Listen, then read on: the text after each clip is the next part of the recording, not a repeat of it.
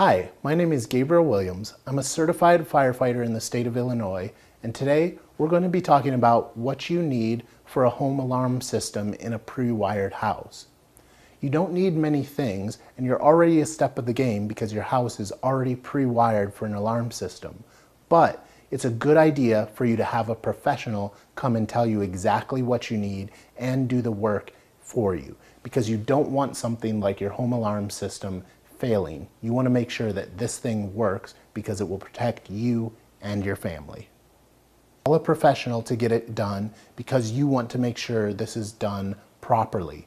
You're already saving money because your house is pre-wired for this system to be set up and used in your home.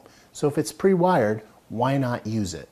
And since you're saving money, you could consider doing things like putting motion sensor lights on the outside of your house or different things like that to beef up your home security system.